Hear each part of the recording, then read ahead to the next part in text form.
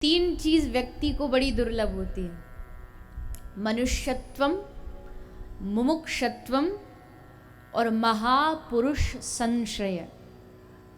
ये तीन चीज आदमी को बड़ी मुश्किल से प्राप्त होती है। मनुष्यत्वम यानी मानव शरीर, महापुरुष संश्रय किसी अच्छे महापुरुष का संग, और तीसरी चीज है मुमुक्षत्वम, मन में मुक्ति की इच्छा, मन में संसार को छोड़ने की इच्छा ही नहीं पैदा होती। बुढ़ापा आ जाता है, वृद्धावस्था आ जाती है, तब भी ये लगता है कि यहीं रहें, ये दुनिया छोड़े नहीं, वैराग्य नहीं जागता।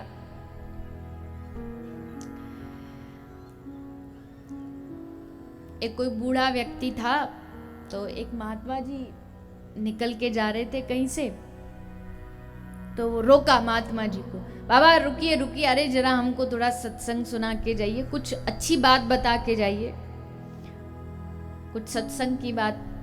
तो बाबा के साथ उसका एक पोता बैठा था, तो पोता बार बार कह रहा था बाबा बाबा। तो महात्मा जी बोले कि भैया क्या सत्संग सुना, अच्छी बात क्या सुना है? सबसे अच्छी बात तो तुम्हारा गोद में बैठा ये लाला कह रहा है। क्या कह रहा है?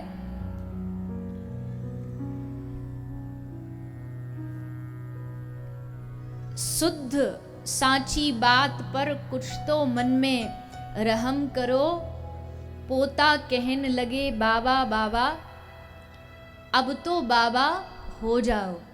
तुम्हारा पोता जो बाबा बाबा कह रहा है, इसका मतलब तुम्हारा पोता ही तुमको संदेश दे रहा है कि अब बहुत उम्र हो गई, अब वैराग्य धारण कर लो, बाबा जी बन जाओ, बाबा हो जाओ। महात्मा जी ने तो अच्छी बात कही, तो कलयुग का आदमी है, उसकी बुद्धि भी खूब लंबी चौड़ी चलती है, तो बोला बाबा जी आपकी ये बात हमको अच्छी लगी, हम भी ये सोचते हैं, जब बार बार पोता कहता है ना बाबा बाबा, तो हम भी सोचते हैं बाबा हो जाए। पर ये जैसे विचार लेके हम अपनी बेटी के यहाँ जाते हैं ना, तो बेटी का बेटा हमसे कहता ना ना ना ना, तो नाना कहता और हमारा तुरंत माइंड जो है वो चेंज हो जाता है, प्लान चेंज हो जाता है। ऐसा कलयुग का जीव है कि उसको बहाने चाहिए, वैराग्य आना जाए मन में, इसके बहाने चाहिए। भगवान भी, अब ये तो चलो आप कहने वाली बात है, आपने हाथ उठा दी, भगवान भी आ जाए ना कि चलो विमान में मेरे साथ, किसी वृद्ध महिला से भी कहीं अम्मा तू तो चल, तो अम्मा भी बोलेगी अरे भैया कैसे जाऊं, मेरे जाने के बाद तुम्हारे दादाजी को भोजन कौन देगा, बहू तो देती नहीं है। मृत्यु आ जाती है पर व्यक्ति का मोह नहीं जाता, मन के जो जंजाल हैं वो खत्म नहीं होते, वो चलते ही रहते, अंत समय तक भी व्यक्ति उन्हीं में फंसा रहता है। कोई बिरला होता है जिस पर महापुरुष की कृपा होती है, जिसके मन में मुक्ति का, मोक्ष का, इस संसार से जाने का भाव मन में प्रकट होता है। और ये काम कोई और नहीं बल्कि श्रीमद् भागवत करती है। श्रीमद् भागवत हमारे हृदय में जो ज्ञान और वैराग्य है उसको प्रकट करती है। देखो सबके भीतर वैराग्य है, सबके भीतर, पर वो कभी कभी जागता है फिर सो जाता है। जैसे घर में झगड़ा हो गया तो वैराग जाग जाता है, घर में हुई खटपट, चलो गुरुजी के मठ पर, अब दुनिया में कुछ दिखाई नहीं देता, अरे सब झूठे हैं, दुनियादारी सब बेकार है, ये सब रिश्ते स्वार्थी हैं, तो वैराग जाग जाता है। एक होता है शमशान वैराग्य, जब आदमी किसी का दाह संस्कार करके शमशान होके आता है ना, तब वैराग्य जागता है। कितने अच्छी अच्छी प्रवचन वाली बातें बताता है, जी दुनिया में सब खाली हाथ आए थे, खाली हाथ जाएंगे, कोई कुछ लेकर के नहीं जाएगा, खूब वैराग्य जागता। और जैसे ही घर आते ही सब वैराग छुमंतर हो जाता है, सब नष्ट हो जाता है।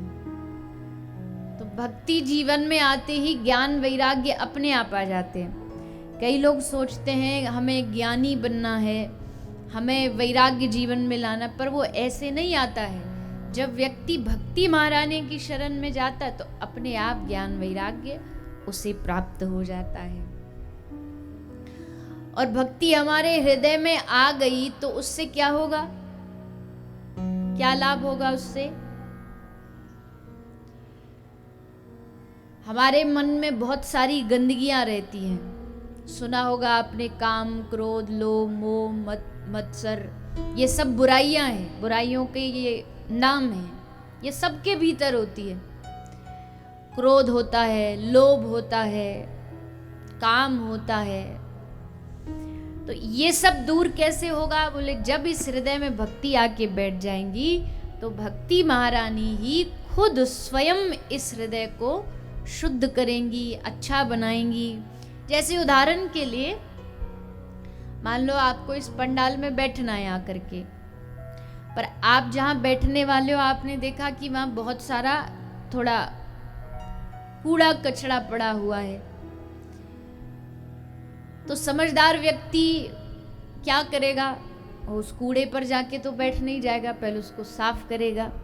और अगर आपको बैठना है तो आपको ही साफ करना पड़ेगा। आप अपने हाथों से साफ करोगे और वहाँ की जो गंदगी है उसे हटा दोगे। ठीक वैसे ही जब भक्ति हमारे हृदय में आके बैठने की प्रयास करती है तो सबसे पहले, अब गंदगी में तो आकर के भक्ति देवी बैठ नहीं सकती। उसके लिए देवी भक्ति हमारे हृदय की सारी बुराइयों को, गंदगियों को पहले दूर करती। बुराइयां क्या हैं वो तो हम सब जानते, सबके भीतर होती है।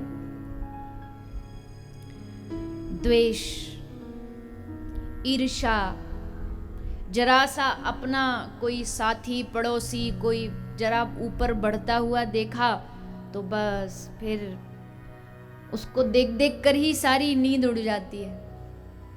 किसी ने सच कहा है ना, आदमी आज के समय में अपने दुख से दुखी नहीं है। असल में वो क्यों दुखी है? वो पड़ोसी के सुख को देख के दुखी है। ये इतना कैसे बढ़ गया? अजी कल कल परसों तक स्कूटर पे घूमता था, आज गाड़ी ले ली। आज देखो बड़ा सेठ बना फिरता है बन ठन के। तो यह है ईर्ष्या। उसी को देख देख करके स्वयं को दुख नहीं। स्वयं तो ठाकुर जी ने सबको बहुत दिया है। बहुत का मतलब, अगर तन ढकने के लिए कपड़ा, रहने के लिए घर और भोजन के लिए अन्न प्राप्त हो जाए तो व्यक्ति की जो आवश्यकताएं, जरूरत है वो तो पूरी हो गई। एक कहावत है ना, 3 चीज चाहिए, रोटी, कपड़ा, तीसरा मकान। ये 3 चीज है। अब वो अलग बात है, एक व्यक्ति ने कहा कि भगवान ने हम सबकी पेट भरने की जिम्मेदारी ली है, पेटियां भरने की भगवान की कोई जिम्मेदारी नहीं है। पेट तो ठाकुर जी सबका ही भरते हैं।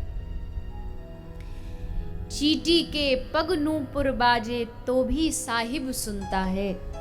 एक चींटी का भी उसका रख रखाव, भोजन, सबकी व्यवस्था भगवान करते। तो दुख किस बात का है फिर जीवन में? क्यों व्यक्ति दुखी रहता है? कहा कि व्यक्ति अपने अभाव से कम पर दूसरों के पास जो है उसको देख करके दिन रात परेशान रहता है।